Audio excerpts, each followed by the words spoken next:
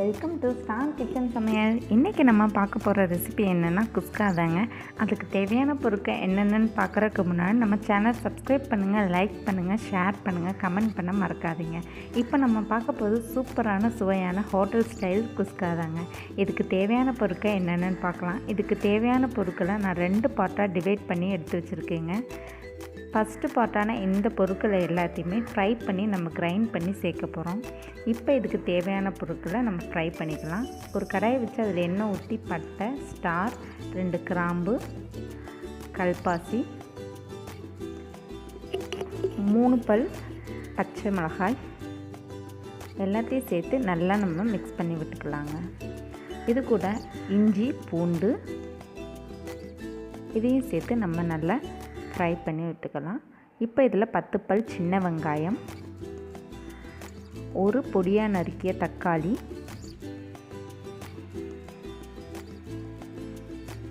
புதினா, கொத்தமல்லி இது எல்லாத்தையும் நம்ம நல்லா மிக்ஸ் பண்ணி விட்டு நல்லா ஃப்ரை ஆகிற அளவுக்கு நல்லா மிக்ஸ் பண்ணி நம்ம எடுத்து வச்சுக்கலாம். இது எல்லாத்தையுமே நம்ம கிரைண்ட் பண்ண போகிறோம். அதனால் இதை நல்லா மிக்ஸ் பண்ணி விட்டுட்டு இது ஹீட் போகிற அளவுக்கு ஆற வச்சுட்டு நம்ம அப்புறமே இதை கிரைண்ட் பண்ணிக்கலாம்.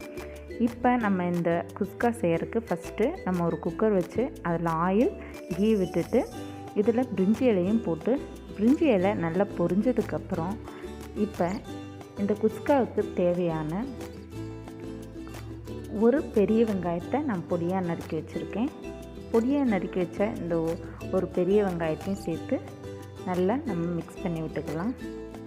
வெங்காயம் நல்லா வணங்கினதுக்கப்புறம் இதில் 2 பச்சை மிளகாவையும் சேர்த்துக்கலாம்.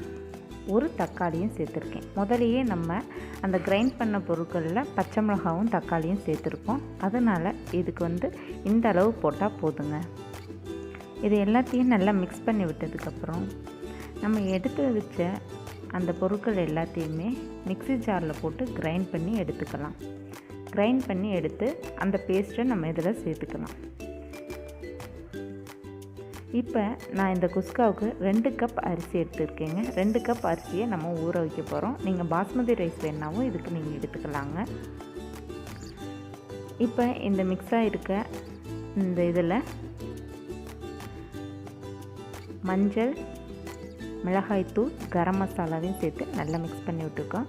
இதோட குவான்டிட்டிலாம் எவ்வளோன்றதை டிஸ்கிரிப்ஷன் பாக்ஸில் நான் நோட் பண்ணியிருக்கேன், நீங்கள் அதை பார்த்துக்கோங்க.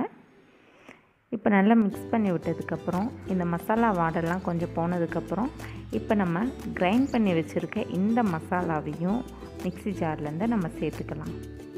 சேர்த்து இது எல்லாத்தையும் நல்லா மிக்ஸ் பண்ணி விட்டுக்கலாம். இது எல்லாத்தையும் நல்லா மிக்ஸ் பண்ணி விட்டதுக்கப்புறம் இப்போ இந்த குஸ்காவுக்கு தேவையான தயிரையும் இதில் நம்ம சேர்க்க போகிறோங்க. இதில் நம்ம தயிர் சேர்க்க போகிறனால தான் நான் 2 தக்காளி மட்டும் தாங்க யூஸ் பண்ணியிருக்கேன். இப்போ இதில் 1/2 கப் தயிரை இப்போ நம்ம இதில் சேர்த்துக்கலாம்.